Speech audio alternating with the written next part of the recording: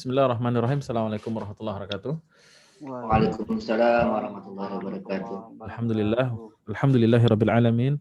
Wa bihi nasta'inu ala umuri dunya waddin. Wassalatu wassalamu ala khairi khalqi nabiyina Muhammadin wa ala alihi wa sahbihi ajma'in. Amma ba'du. Alhamdulillah, bersyukur kita pada Allah Subhanahu wa taala yang pertemukan kita di media ini. Semoga majelis kita majelis yang pelajari kitabullah azza wa jalla setiap kalinya diberkahi oleh Allah Subhanahu wa taala. Dimudahkan segala urusan kita hendaknya dan menjadi asbab hidayah dan pemahaman ilmu yang baik sehingga menjadi amal dan bekal kita menuju Allah Subhanahu wa taala. Subhanaka la ilma lana illa ma 'allamtana innaka antal alimul hakim. Rabbi shrah li sadri wa yassir li amri wahlul 'uqdatam min lisani yafqahu qawli. Allahumma 'allimna ma yanfa'una wanfa'na bima 'allamtana wa zidna ilman ya rabbal alamin. Kita masuk surat baru, itu suratun Naba. Surat An-Naba. Surat An-Naba ini yang membuka juz 30 ya. Yang membuka juz 30. Bahkan juz 30 itu dinamai dengan nama-nama yang lain yang sifatnya ijtihadiyah. Baik. Your internet connection unstable. Iya, ada nge-lag tadi, Ustaz. Nah, kita baca A'udzu billahi minasy syaithanir rajim. Bismillahirrahmanirrahim. Amma yatasaalun 'anil naba'il 'azim alladzi hum fihi mukhtalifun. Kalla saya'lamun. Thumma kalla saya'lamun. Alam naj'alil arda mihada wal jibala awtada wa khalaqnakum azwaja wa ja'alna nawmakum subata wa ja'alna al-layla libasa wa ja'alna an-nahara ma'asha wa banayna fawqakum sab'an shidada وجعلنا سراجا وهاجا وأنزلنا من المعصرات ماء ثجاجا لنخرج به حبا ونباتا وجنات ألفافا. Nah, Sadaqallahul Azim. Siapa yang mau baca? Silakan satu aja. Ya, Ustaz. Betul. Bismillahirrahmanirrahim. Alladzi hum fihi mukhtalifun. Kalla saya'lamuna thumma kalla saya'lamun.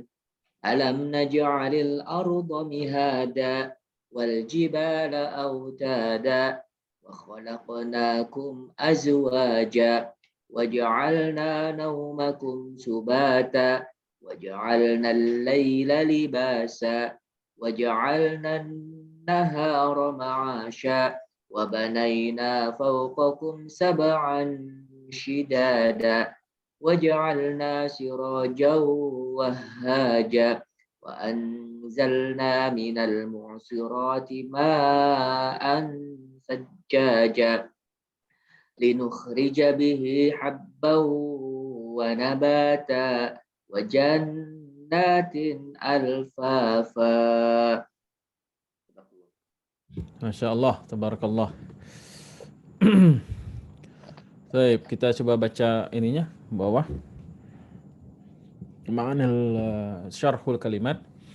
Amma yakni ay an ay syai'in. Yatasaalun ay yas'al ba'du Quraisy ba'dan. Kecil tulisannya mengecil. Coba di cukup. Nah, lagi. Ya. Amma ay an syai'in ayyi syai'in afwan. An ayyi syai'in. Tentang apakah itu? Amma. Kalimat amma sebetulnya terdiri atas dua kata ya. Dari kata an huruf jar dan ma sebagai huruf istifhamiyah. Jadi ma istifhamiyah di situ ya, bukan ma masdariyah. Di kalimat ma dalam bahasa Arab itu banyak fungsi, diantaranya istifhamiyah untuk bertanya. Mas muka misalnya itu kan artinya apa?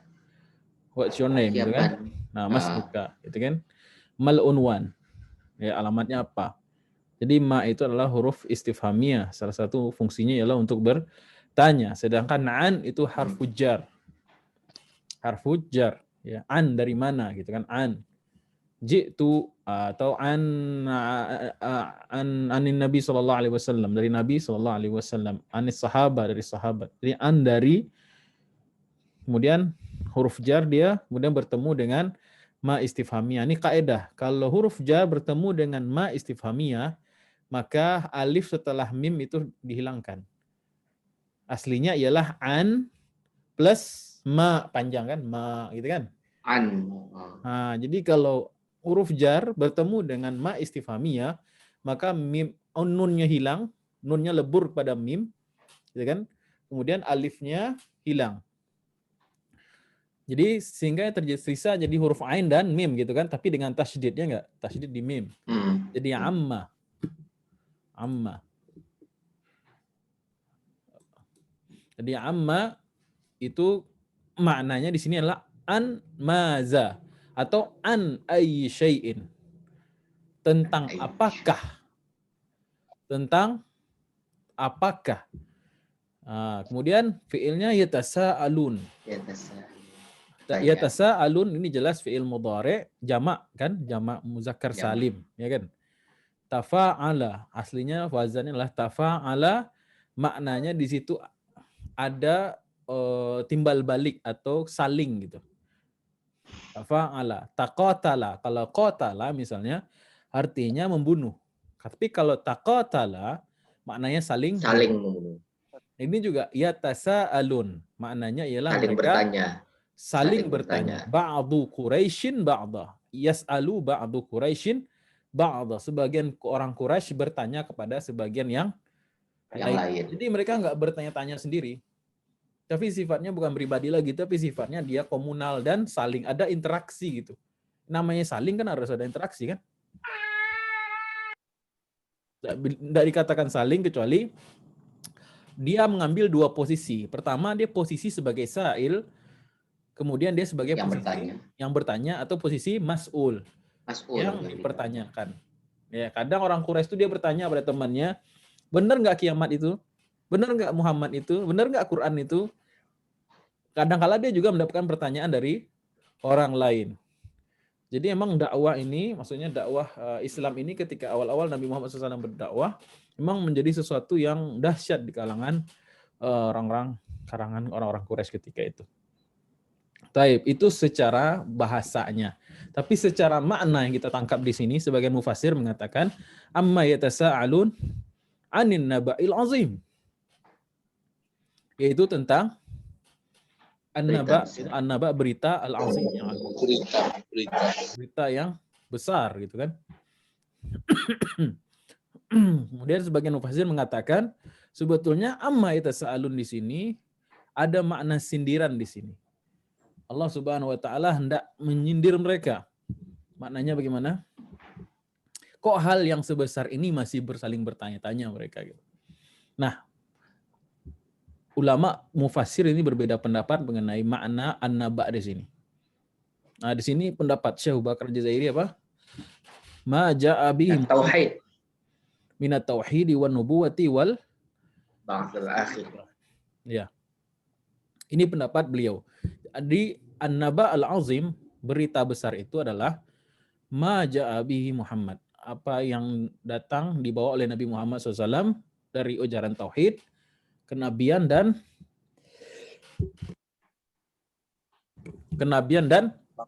berita hari kiamat. Ke hari kiamat atau kebangkitan manusia nanti di hari kiamat. Ya, ini salah satu pendapat ulama. Setidaknya bisa kita simpulkan ada 3 pendapat ulama di sini dalam penafsiran An-Naba al-Azim.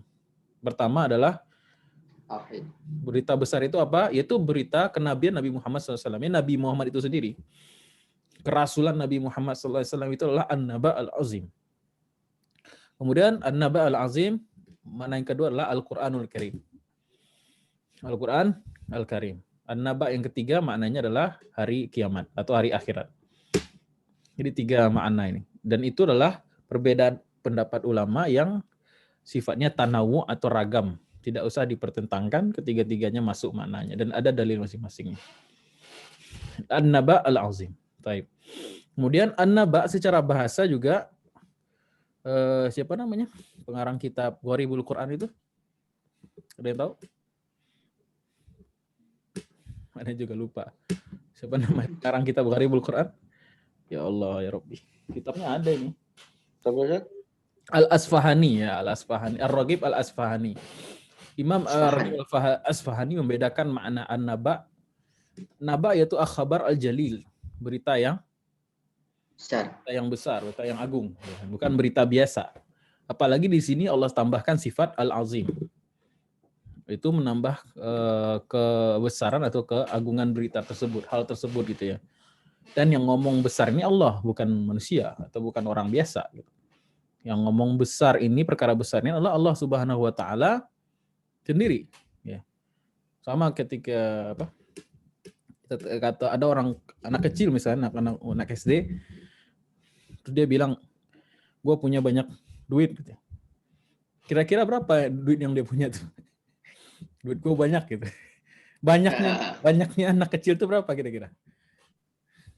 Bisa ditakar lah. Kalau anak sultan beda dengan anak miskuin. Ya anak inilah anak bacang. Anak bacang. Anak Rawasari lah. Ketangkep satu. Anak bacang. Banyak nih gitu. Duit gue banyak nih gitu.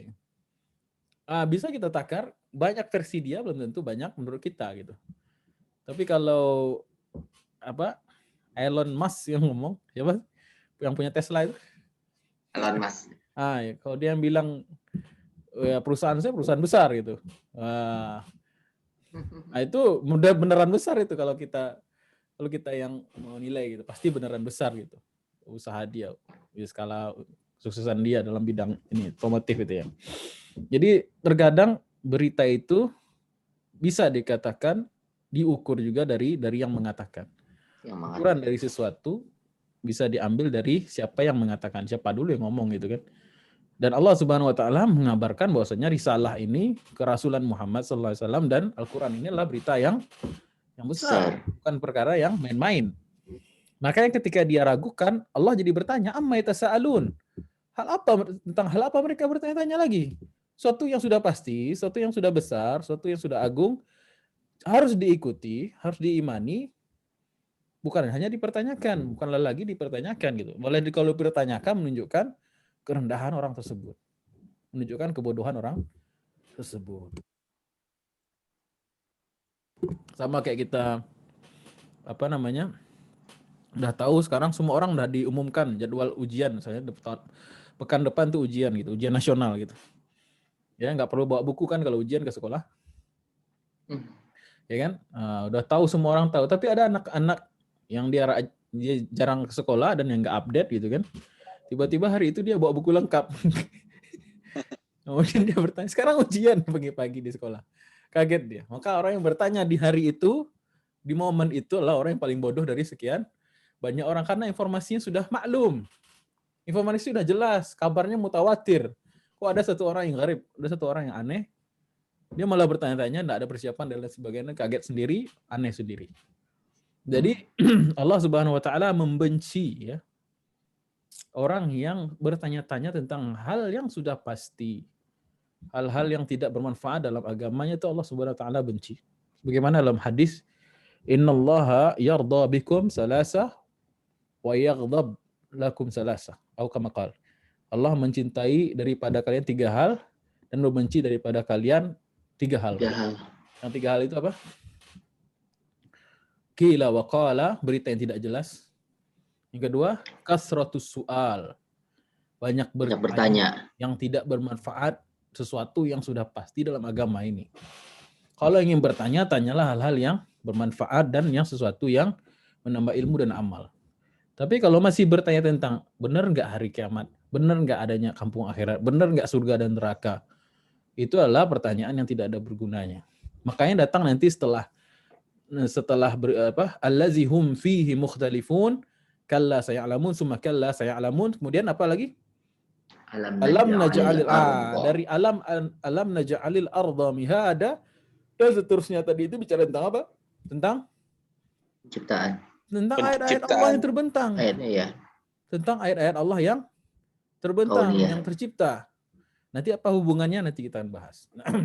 Kita bahas dulu. Anin naba'il azim ay ma ja'a bihi Muhammadun sallallahu alaihi wasallam min at-tauhid wa nubuwati wal ba'tsil akhir. Taib. Tentang apa-apa saja yang dibawa oleh Nabi Muhammad SAW itu adalah urusan yang besar. Tauhid urusan yang besar, jangan main-main soal tauhid. An-nubuwah urusan yang besar, jangan soal kenabian jangan di wal ba'tsil akhir. Itu adalah juga hal-hal yang besar. Dan inilah tiga hal inilah yang boleh jadi diambil sebagai tafsiran dari An-Naba Al-Azim oleh Syekh Abu Bakar karena memang tiga hal ini menjadi tiga hal utama dalam yang didakwahkan Nabi ketika awal-awal di Makkah. Itu tentang kenabian Nabi Muhammad SAW, tentang tauhid dan tentang hari akhirat. Kemudian An-Naba'il Azim, An-Naba' tadi itu gimana kondisi mereka? Allazi hum fihi maksudnya fihin fin naba' mukhtalifun, keadaan mereka dalam keadaan berbeda-beda, ikhtilaf mereka. Beda dalam ikhtilaf.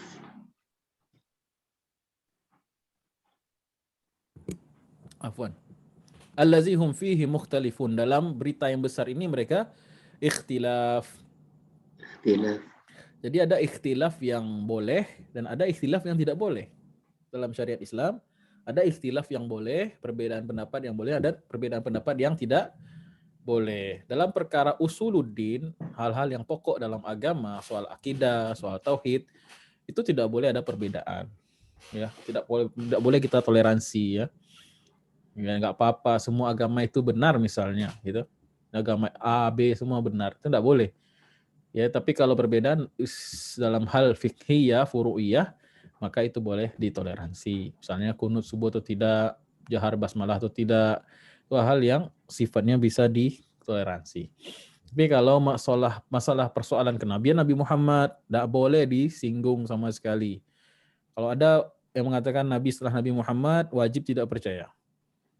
Ya. Kemudian ada yang mengatakan bahwasanya hari akhirat itu tidak ada, maka wajib tidak percaya, harus dikufuri. Tapi kalau ada orang yang sholat tarawihnya 20 rakaat, enggak masalah. Tarawihnya 11 rakaat enggak masalah. Itu hal yang ditoleransi. Allazi hum fihi mukhtalifun, dan sifat kekufuran itu adalah ikhtilaf. Sifat dari kekufuran itu adalah ikhtilaf, berbeda-beda. Ribut terus. Kalau ada orang yang suka ribut, kalau orang yang suka bertengkar, itu adalah berarti ada masalah dalam iman dia. Tapi kalau orang itu cenderung mendamaikan, cenderung untuk menyatukan, itu berarti imannya baik. Ya, ada kan orang yang sifatnya temu orang berantem aja. Maunya berantem aja. Kalau bisa berantem, kenapa berdamai gitu kan? Nah, kalau bisa sulit, born to fight. Itu berarti ada yang salah dalam iman dia. Karena sifat orang beriman itu lembut, ya, layyin. Ya, senang, hatinya tuh lembut. Itu sifat orang beriman, nggak suka bertengkar, berdebat dan lain sebagainya. Taib. Allazi hum fihi mukhtalifun. Jadi soal an-naba ini nggak boleh kita berbeda pendapat lagi, yaitu tentang kenabian Nabi Muhammad, kebenaran Al-Qur'an dan kebenaran akhirat. Kemudian kalla. Ayatnya kan kalla, ya kan? Kalla saya'lamun, summa kalla saya'lamun. Apa itu kalla? Kalimatuz zajr war rada'. Itu larangan yang keras. Ungkapan untuk melarang dengan larangan yang keras. Kalau diterjemah kita dapatkan apa terjemahnya? Jangan demikian. Sekali-kali tidak, atau tidak, janganlah berbuat demikian. Janganlah demikian maksudnya apa? Jangan kalian meragukan tentang adanya hari kampung akhirat, gitu kan? Meskipun ini khitabnya kepada orang kafir, ayat ini bukan maksudnya meskipun ayat ini turun berkenaan secara konteksnya dalam ini tentang orang-orang kafir, tapi masuk juga dalam diri kita, gitu kan. Kalla saya'lamun. Jangan kalian mendustakan hari akhir itu dalam amaliyah kita, gitu. Ya. Sering kita bilang kan, jangankan orang kafir nggak percaya akhirat, kadang kita sebagai orang Islam kadang rodo-rodo nggak percaya tentang hari akhirat, gitu. Ya, sholatnya tuh, kenapa sholat kita nggak khusyuk? Karena yakin nggak nih, gitu kan? Kenapa kita malas sedekah? Karena kita kurang yakin dengan akhirat tuh kan. Kenapa kita memilih duniawi dibandingkan ukhrawi karena memang masih ada keraguan atau ketidakmantapan dengan hari akhir tersebut. Seolah hidup selama-lamanya di dunia. Nah, jadi jangan bayangkan ya ayat kepada orang-orang kafir zaman dahulu, mereka sudah selesai, urusan mereka sudah selesai, tinggal kitanya sekarang mengamalkannya bagaimana. Kalla, jangan berbuat demikian, jangan saling bertanya-tanya lagi tentang hal-hal yang sudah pasti, sudah akurat, dan lain sebagainya. Sebenarnya, ya nanti kita bahas tentang itu ya. Kita lanjut dulu. Kalla saya alamun. Nah, saya alamun mereka akan mengetahui. Saya alamun itu dia kalau dalam bahasa Arab dia fi'il muta'addi atau kata kerja yang membutuhkan objek sebetulnya. Tapi maf'ulun bih ya, maf'ulun bihnya tidak ada di sini. Kalla saya alamun apa? Jangan berbuat demikian, mereka itu akan mengetahui titik. Tidak mengetahui apa kan nggak disebutkan kan? Kalla saya alamun titik. Summa kalla saya alamun. Nah, sama dengan surat apa ini? Surat Kalla saufa ta'lamun summa kalla saufa ta'lamun. Surat At-Takasur. Pernah kita bahas kan, Dok? Mungkin saya nggak ada hadir saat itu. Dokter bisa aja. Nah, jadi alhaakumut takasur hatta zurtumul maqabir kalla saufa ta'lamun. Kalla saufa ta'lamun. Itu juga kan sama kan, maf'ulun bihnya nggak disebutkan, objek nggak disebutkan. Kenapa? Karena litahwil istilahnya, untuk menambah kengeriannya. Awas nanti kalian jangan berbuat demikian, kalian akan mengetahuinya. Kamu akan mengetahui dampak perbuatan kamu tersebut. Ya, kalau bahasa kitanya awas ntar ya gitu. Ntar lu ya gitu. Awas lo ntar. Nah, itu tuh ancaman yang berat itu kalau tidak disebutkan hukumannya. Kalau disebutkan hukumannya nanti saya pecat, jelas itu kan, konsekuensinya jelas. Tapi kalau bos marah, lihat nanti ya, itu bisa macam-macam itu. Ketidaktahuan kita mengenai akibat dari orang di atas kita, itu merupakan ancaman yang luar biasa atau hukuman yang disiapkan luar biasa setelah ini. Jadi jangan main-main gitu. Apalagi kalau ada seperti itu. Apalagi cuman diam. Dan ancamannya seperti tadi itu. Oh, lihat aja nanti. Gitu. Itu berat biasanya tuh. Lebih serius ya. Lebih serius karena maf'ulun bihnya nggak disebutkan. Kalla saya alamun, summa kalla saya alamun. Dan ada pemisahan. Pemisahan ini maknanya macam-macam ini. Ada ulama mufassir yang mengatakan pengulangan tersebut, maaf Dok, ke atas lagi Dok. Coba kita lihat ayatnya itu. Nah, nih kalla saya alamun, summa kalla saya alamun. Itu kan pengulangan. Cara memahaminya dua langkah, dua hal, dua cara. Yang pertama, anggap ini sebagai takrir, pengulangan saja. Pengulangan kalau dalam bahasa Arab, bahasa kita juga sama untuk penegasan. Ya kan? Penegasan. Kalau ada ibu guru bilang, catat ini di rumah, kerjakan ini di rumah, kerjakan ini di rumah. Maksudnya emang ini tugas penting gitu. Ini kan dalam bahasa kita juga begitu kan? Ya, kalau hal-hal yang penting, misalnya satpam ngomong maling, nggak sekali itu kan, mesti berulang kali, maling. Penegasan gitu. Nah, jadi takrir gunanya untuk penegasan. Nah, jadi bisa dimaknai di sini. Kalla saya alamun, summa kalla saya alamun, menegaskan. Tapi ada mufassir yang mengutip perkataan para sahabat justru, seperti perkataan Ali bin Abi Thalib radhiyallahu anhu dan sahabat-sahabat yang lain. Kalla saya alamun yang pertama maknanya adalah ketika dikubur. Kalla saya alamun yang kedua maknanya di akhirat, di kampung di alam akhirat setelah bangkit dari kubur. Ada yang menafsirkan seperti itu. Kalla saya alamun maksudnya azab di kubur dan azab di akhirat. Jadi ada dua metode, pertama taukid, takrir untuk tujuan taukid, dan kedua adalah untuk memisahkan azabnya mana mereka. Dua-duanya boleh dipakai. Dalam tafsir itu perbedaan itu bukan untuk dipertentangkan, tapi untuk digabungkan saja, nggak masalah. Perkaya. Kemudian, nah ayat ke-6 sampai ayat yang ke-16 ini, semuanya itu bicara tentang nikmat-nikmat Allah yang Allah berikan kepada manusia. Ya enggak? Mana Syekh Khalid tadi hilang? Ada. Oh, ada Syekh Khalid. Masih ada. Berkurang 1, Ustaz. Oh ya. Mulai dari ayat 6 sampai 16 ini bicara tentang penciptaan atau anugerah atau nikmat yang Allah berikan kepada manusia yang mustahil kita ingkari. Ya, apa gunanya itu? Apa hubungannya? Relevansinya dengan ayat sebelumnya apa?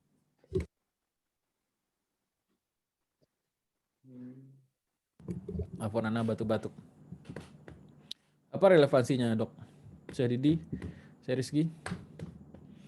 Kok cerita tentang apa pengingkaran atau saling bertanya-tanya nih orang-orang kafir, kemudian cerita tentang ayat-ayat Allah atau nikmat-nikmat Allah.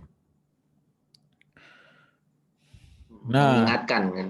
Nah, siapa ya ulama yang ngomong begini? Ana lupa mufasirnya.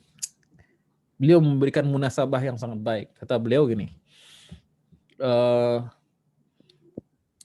orang itu kalau sebuah kabar yang tidak tidak sulit kita cerna, kabar yang tidak pasti gitu kan, maka kita bisa memastikannya dari mana? Kiamat itu kan belum terjadi, hari kiamat belum terjadi kan? Surga neraka belum nampak oleh kita gitu, belum kita masuki salah satunya gitu kan? Bagaimana kita bisa meyakini ada berita tersebut akan terjadi? Nah, bisa dengan cara apa? Dengan cara kita membenarkan kabar itu dengan cara apa? Dengan hissiyat, dengan melihatnya langsung. Ya enggak? Kalau ada berita tersebut dan sudah ada buktinya, maka kita percaya. Kalau tidak bisa demikian, maka kita akan berpegang kepada kabar berita yang dibawa oleh orang-orang yang benar. Nih. Kalau intinya begini, kalau orang sudah beriman kepada Allah Subhanahu wa taala dan Nabi Muhammad diimani sebagai utusan Allah, maka otomatis apa yang disampaikan Allah dan Rasul-Nya harus kita benarkan. Ya enggak? Apapun yang Allah katakan dan Rasul bilang, setelah kita beriman kepada Allah dan Rasul-Nya, maka itu menjadi kabar yang pasti dan pasti. Tidak boleh kita dustakan. Karena berasal dari yang benar. Jangankan itu jauh-jauh. Kalau kita misalnya, kita dapat berita gitu misalnya. Di Jakarta lagi gempa sekarang gitu kan. Kalau kita dengar dari kawan yang random atau orang yang random, ya, ibu-ibu di angkot misalnya lagi ngerumpi, Jakarta lagi gempa gitu. Percaya nggak kita? Belum tentu percaya. Ya, jadi ibu-ibunya salah baca berita lama dibaca.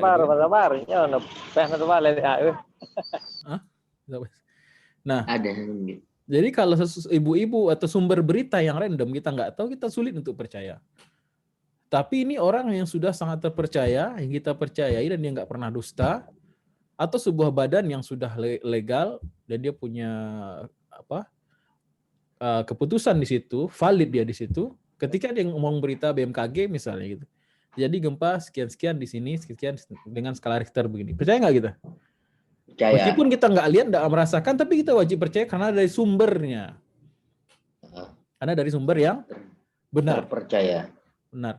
Nah, begitu juga konsekuensi kalau sudah beriman kepada Allah dan Rasul-Nya, apapun yang Allah Rasul-Nya katakan, bahwasanya ada surga, ada neraka, ada hari kiamat, ada ini dan itu, perjalanan manusia dari sini dan sini, dan banyak bukti-bukti yang sudah secara ilmiah sudah ada. Dari sekian persen itu, kata Dr. Zakir Naik, kalau 75%, 80% berita di dalam Quran itu sudah dibuktikan secara ilmiah zaman sekarang, tinggal sekian persen sudah pasti hal itu juga benar. Nah, jadi kalau sudah beriman kepada Allah dan Rasul-Nya, justru kemudian secara otomatis apapun yang diberitakan Allah dan Rasul-Nya juga pasti benar. Makanya ayat yang datang setelah pengingkaran orang-orang kafir mengenai adanya akhirat ini, yang Allah ajarkan setelah itu ialah apa? Bukan membuktikan kiamat itu datang kepada mereka, enggak. Yang Allah ajarkan ialah ayat-ayat yang bisa menerangkan mereka tentang wujudnya Allah Subhanahu wa taala. Ya, di sini kelihatan munasabahnya ya. Kelihatan munasabahnya kan? Jadi kalau ingin baca tentang kampung akhirat, jangan ngomong tentang akhirat dulu, tapi yakinilah wujudnya Allah sendiri. Yakinilah tentang kebenaran risalah Nabi Muhammad SAW itu dulu gitu. Baru kemudian apa kabar yang datang daripada keduanya, maka itu yang yang otomatis akan bisa dibenarkan. Maka ayat-ayat tentang hari kiamat itu senantiasa beriringan dengan ayat-ayat kauniyat. Kauniyah. Ayat-ayat tentang alam semesta. Dan nikmat-nikmat yang mutlak dinikmati dan tidak bisa dipungkiri oleh manusia manapun di dunia. Coba kita bahas satu. Alam naj'alil ardh. Alam naj'alil arda mihada. Mihada. Di situ apa? Istifham. Ya kan? Hal, apakah? Lam naj'al. Bukankah telah kami jadikan al-arda, bumi itu mihada. Bumi itu maksudnya bumi yang maklum, yang kita injak sekarang. Mihada, terhampar. Bukankah kami telah menjadikan bumi itu terhampar? Buat siapa? Buat kita. Dan bentuk ayatnya adalah bentuk pertanyaan. Ya. Begitu juga setelah alam naj'alil jibala autada. Alam khalaqnakum azwaja. Itu seterusnya. Itu adalah pertanyaan-pertanyaan semuanya. Bukankah gini, bukankah gitu, bukankah gini, bukankah gitu. Dari semua sisi kehidupan kita Allah bahas di sini. Alam naj'alil arda mihada, bukankah kami telah menjadikan bumi itu sebagai hamparan. Ya, coba kita baca tafsirnya. Bawahnya dok, afwan. Nih, saya alamun akibata nih. Baca tafsir yang tadi dulu. Kalla saya alamun yakni akibata takdzibihim inda naz'i arwahim wa inda khurujihim min quburihim. Nah, ini berarti beliau memaknainya bukan takrir tetapi dipisahkan dengan tafsil ya, dengan pemisahan. Saya alamun mereka jangan berbuat demikian, mereka akan mengetahui akibat takdzibihim, pendustaan mereka inda ya ketika naz'i arwahihim, ketika roh mereka ditarik, dicabut. Jadi saya alamun yang pertama ditafsirkan oleh beliau ketika sakaratul maut. Dan ini ada tafsiran sebagian mufassir juga, sahabat juga nih. Zumma kalla saya alamun ialah inda khurujihim min kuburihim. Ketika mereka bangkit dari kubur, mereka mengetahui. Jadi pembagiannya ketika sakaratul maut, saya alamun. Ketika dibangkit dari kubur, saya alamun. Putus. Nge-freeze, sempat putus. Goyang nggak? Your internet connection is unstable. Baik. Saya alamun yang pertama ketika dicabut nyawanya. Jadi ketika sakaratul maut, orang itu akan mulai mengetahui atau dibukakan rahasia-rahasia akhirat. Ya. Orang mukmin akan tersenyum, maka orang kafir maka akan buram. Kan. Kemudian ketika indah khurujihim min kubur, ketika mereka dibangkitkan dari kubur. Lanjut. Alam naj'alil arda mihada wal jibala autada. Jadi nikmat yang pertama yang Allah sebutkan di surat ini ialah nikmat dibentangkannya bumi. Ya. Kita nggak bahas persoalan bumi itu bulat atau datar. Yang jelas bumi itu ialah telah dibentangkan oleh Allah Subhanahu wa taala. Ya, dengan berbagai istilah ya. Ada mihada, kemudian ada kalimat firasya, ya kan? Firas artinya sesuatu yang terbentang, ya. Jadi intinya kembali ke makna bahwasanya bumi itu dibuat mudah oleh Allah Subhanahu wa taala untuk ditinggali oleh manusia. Ya. Kalau enggak begitu, kalau bumi ini gunung, bayangkan kalau bumi ini gunung semua, habis di bensin itu kendaraan kita ya. Kanan daki, turun lagi, remnya habis, kampas. Daki lagi, turun lagi. Tapi semua dibuat datar ya. Dibuat datar oleh Allah Subhanahu wa taala ya, kebanyakan. Maka itu sebenarnya nikmat dari Allah Subhanahu wa taala yang jarang kita syukuri, gitu kan. Lanjut. Wal jibala autada. Ya. Kalau anak jadi ingat dulu kuliah pertanian. Jadi kalau di dunia pertanian tuh salah satu kos yang banyak memakan biaya untuk usaha pertanian tuh kalau dapat lahan ya, ialah membuat lahan itu datar. Ya kan? Makanya kalau ada lahan yang sudah datar, itu sudah enak. untuk dijadikan pertanian. Tapi kalau berbukit, terjal, itu cost-nya untuk membuat mahal. Bercocok tanam mahal ya. Mahal jadinya. Dan itu berarti memang datar itu adalah sebuah kenikmatan untuk bisa tinggal gitu. Baik. Kemudian alam naj'alil arda mihada wal jibala autada. Jibal jamak dari jabal artinya gunung. Autad yaitu adalah ai tasbitu apa? Tasabbut biha al-ard. Dengannya bumi menjadi kokoh, kama tasbutu al-khimah. Tasbutu biha al-ardu kama tasbutu al-khaimah bil al-khaimah. Ya. Jadi al-khaimah maksud. Al-khaimah, kemah. Kemah. Kokohnya dia itu dengannya, maksudnya dengan gunungnya itu kokohnya bumi sebagaimana kokohnya kemah dengan al-autad. Apa itu autad? Pancang itu lah kalau bahasa di sini istilahnya. Apa sih pancang, bener ya? Iya, benar. Ada yang menjadi anak pramuka nggak? Kalau kita bikin kemah itu 4 sisinya harus dikasih tali. Pancang. Nah, pancang itu disebut dengan autad. Kalau kemah nggak pakai dikasih pancang, dipancangin itu, kemahnya kan nggak kokoh gitu kan. Ditiup angin pasti roboh gitu. Jadi kemah itu kokoh karena ada dipancangkan ke tanah seperti itu dengan besi ya. Itu juga. Nah, kemudian jadi ini salah satu nikmat Allah di muka bumi ini supaya tadi sudah didatarkan tuh tempat tinggal, kemudian dikokohkan lagi pertemuan lempeng-lempeng itu dengan gunung-gunung. Jadi gunung itu menjadi apa namanya? Pasak. Jadi penguat ya, pasak bumi ya. Ini bukan herbal itu ya. Jamu. Ya, tapi Rizky suka minum tuh berarti itu tahu tuh itu jamu. Fungsinya juga sama juga itu pasak bumi kan untuk mengokohkan ya. Nah, biar stabil ya. Biar stabil keadaannya harus ada pasak bumi. Iya. Jadi bahkan nggak hanya itu ya. Sebagian wilayah gunung itu tidak hanya jadi pasak. Bahkan menjadi sumber kehidupan, kesuburan, ya enggak? Terutama di pertemuan lempeng itu gunung-gunung yang sifatnya api ya, gunung berapi. Ya. Ring of Fire. Ring of Fire itu dari apa?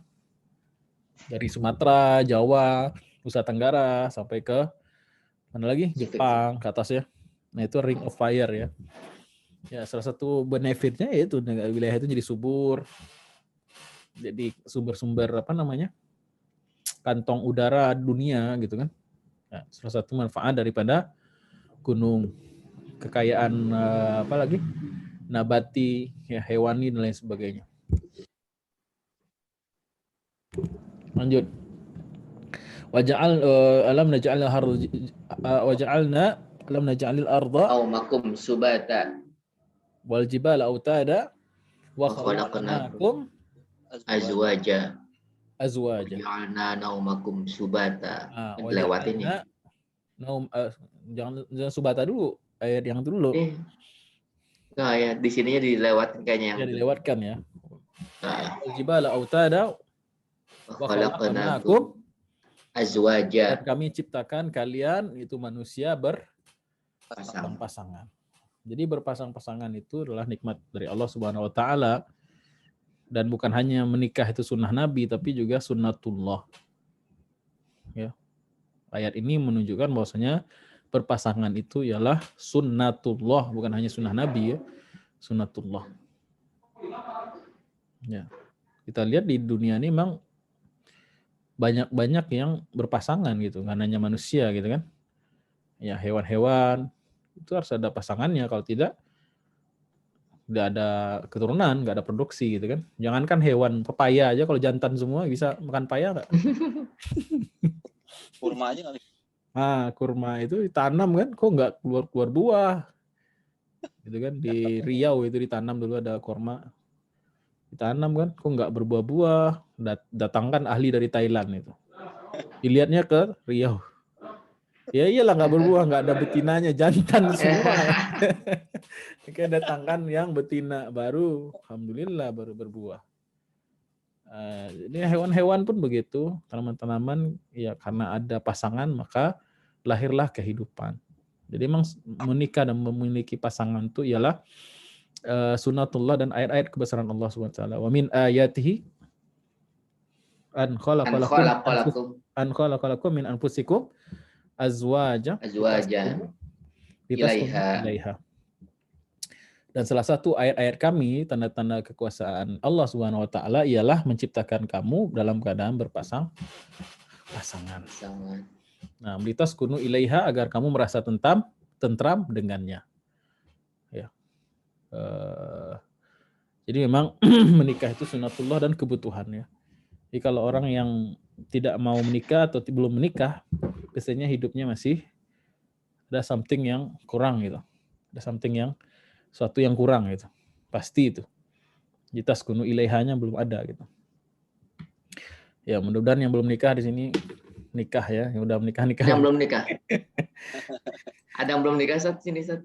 Gak tahu nih, udah nikah semua ini kayak. Keluar udah. Lagi yang belum. Si Didi mau nikah lagi dia. Dalilnya itu, kalau satu aja litaskunu ilaiha, berarti lagi kalau dua gitu kan. Sakinahnya makin banyak. Jadi ilaihim satu. Masya Allah. Ya. Bahkan para ulama itu takut ya. Para ulama terdahulu itu takut kalau mereka meninggal dalam keadaan bujang. Ya, seperti ada Syekh Imam Nawawi Ustaz ya kalau nggak salah masih. Ada ulama, sedikit ulama yang bujang karena emang keseriusan mereka, kesibukan mereka dalam ilmu. Ya. Ada kitabnya itu Al-Ulama Al-Uzzab Allazina Asaru Al-Ilma Ala Zawaj, nama kitab. Jadi ulama-ulama bujangan yang lebih mendahulukan ilmu dibandingkan nikah. Tapi emang waktu mereka emang habis untuk thalabul ilmi. Kalau kita kan enggak. Ya kan? Waktu kita banyak. Bukan untuk thalabul ilmi. Ya, seperti Imam An-Nawawi, Imam Ibn Taimiyah, semuanya ulama yang membujang. Ya. Tapi kebanyakan ulama takut mereka mati dalam keadaan bujang. Imam Ahmad pernah ngomong, seandainya saya kematian istri hari ini, besok saya akan menikah lagi. Ya. Bahkan di hari itu saya akan menikah lagi, Afwan. Kalau saya mati hari ini, di hari itu saya akan menikah lagi. Seolah-olah. Gitu. Jangan diamalin, kita nggak cocok. Ya. Misalnya meninggalnya, istrinya Ustadz meninggal, Ustadz Fulan itu. Pagi meninggal. Sorenya dia langsung nikah, dia jadi obrolan sama orang gitu. Ya. Karena lebih baik mati tertancap Ustaz daripada busuk menggantung kan Ustaz.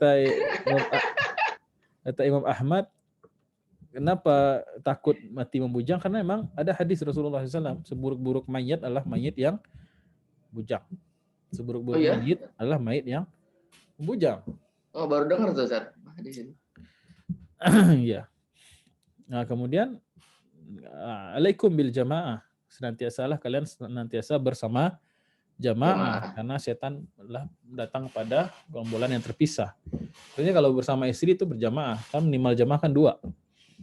Ya kan? Nah, kalau nggak ada pasangan, itu setan temannya gitu. Imam Umar bin Khattab radhiyallahu anhu, Umar bin Khattab itu pernah marah dengan orang yang bujangan yang belum nikah. Ya. Ditanya, kenapa kamu nggak nikah? Ada kesulitan uang, ekonomi? Enggak, katanya. Kamu mohon maaf impoten? Enggak, katanya. Nikahlah, katanya. Karena orang yang tidak menikah itu, kata Umar, 2 kemungkinan. Yang pertama, dia kelainan. Yang kedua, temannya setan. 2 aja, katanya. Orang yang tidak mau nikah, 2 aja kemungkinan. Pertama, kelainan, ya. Enggak straight, dia belok dia. Atau yang kedua dia temannya setan. Dia senang berteman dengan setan. Ya. Ada lagi hadis Nabi kan, man tazawwaja qad istakmala nisfa dinihi. Siapa yang menikah maka sempurna setengah dari agamanya. Nah, maka bertakwalah untuk setengahnya lagi. Kata itu hadis juga. Baik. Waja'alnakum wa khalaqnakum azwaja. Baik. Kemudian sampai mana tadi? Oh, ini ya. Tubata, insyaallah kita bahas. Insyaallah kita bahas nanti pertemuan selanjutnya. Ada pertanyaan? Baik, Ustaz. Pada para jamaah yang mau bertanya, silakan. Ya Khalid, ya Didi.